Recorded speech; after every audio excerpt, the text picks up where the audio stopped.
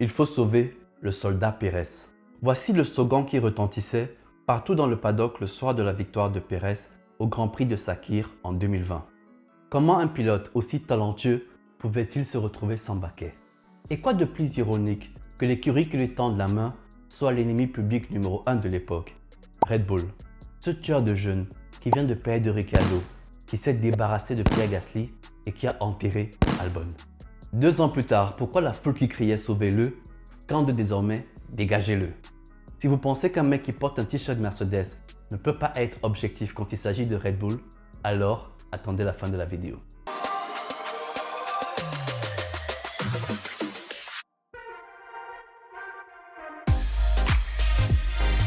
Finger Pilote. Analysons ensemble la descente aux enfers de Checo Pérez.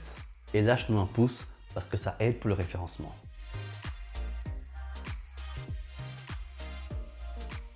Pourtant, l'histoire d'amour avait si bien commencé.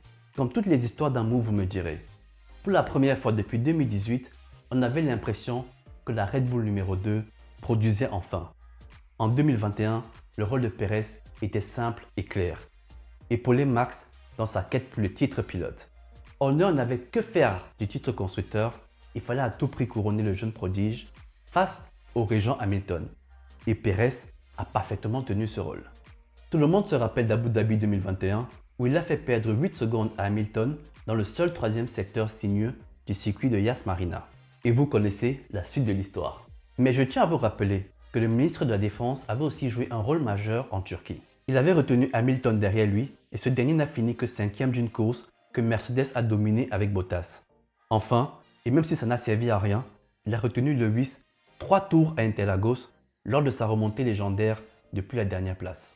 3 tours peuvent vous sembler dérisoires, mais pour ceux qui ont vu cette course, tenir un seul tour face à ce Lewis relevait de l'exploit. Les amis, vous commencez à me connaître. Quand je fais l'éloge d'un pilote d'entrée de jeu, c'est un très mauvais signe.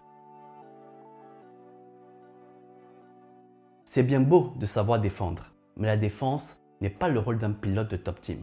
Défendre est le rôle d'un pilote de midfield dans lequel Pérez a fait 90% de sa carrière.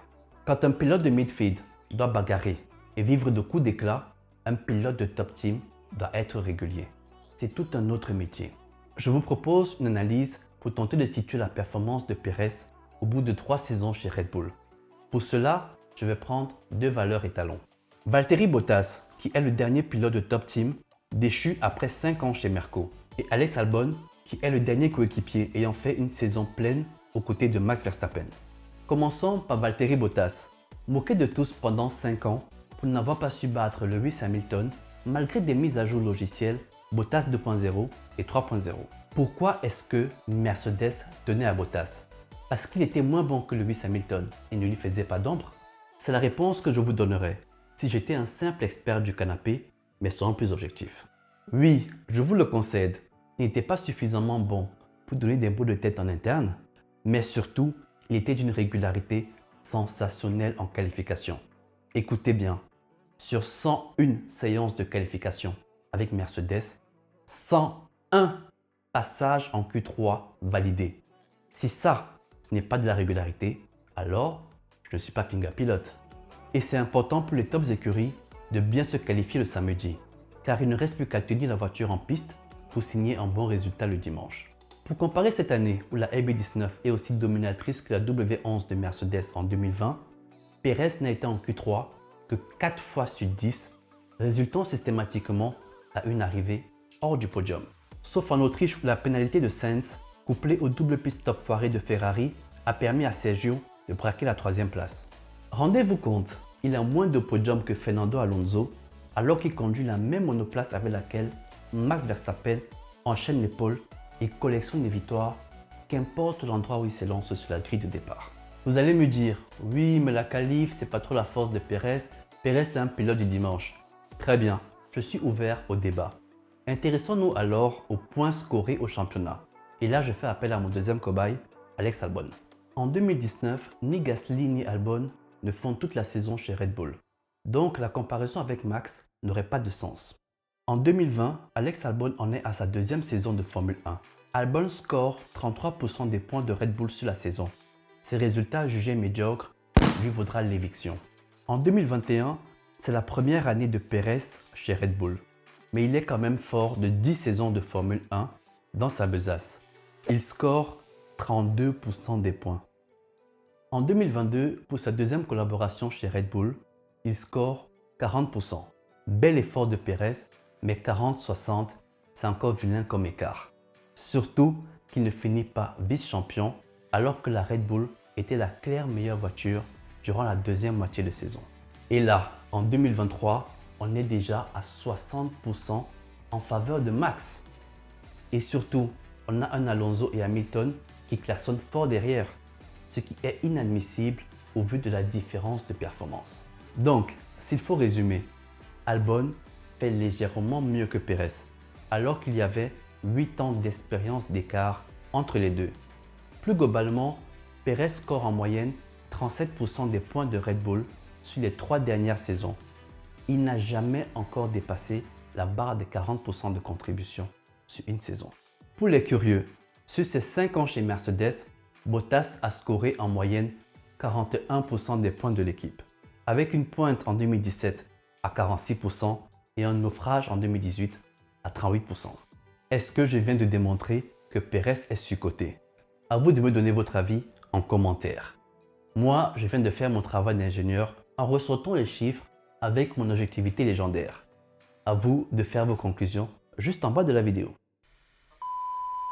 Breaking news. Helmut a encore frappé. Nick s'est fait helmouter avant la mi-saison. Ricciardo prend le relais. Si Pérez croit qu'il est à l'abri, Ricciardo y voit une seconde chance de prouver pour récupérer le baquet numéro 2 de la Red Bull.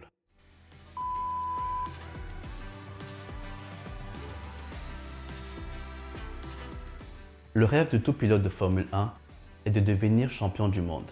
Cela vaut aussi pour Sergio Pérez. Le grand Ichiro Oda, l'auteur du manga culte One Piece, reçoit souvent des critiques car il a du mal à donner la mort à ses personnages. Mais lui répond à ses détracteurs en affirmant qu'il fait mourir ses personnages en mettant fin à leurs rêves. Car selon lui, un être humain meurt et tombe dans l'oubli quand on brise son rêve.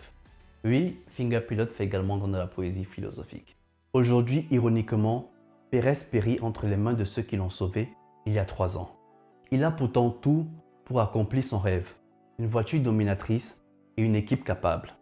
Mais tout comme Weber et Bottas, une chose absolument cruelle se met entre Pérez et son rêve, le manque de talent pur.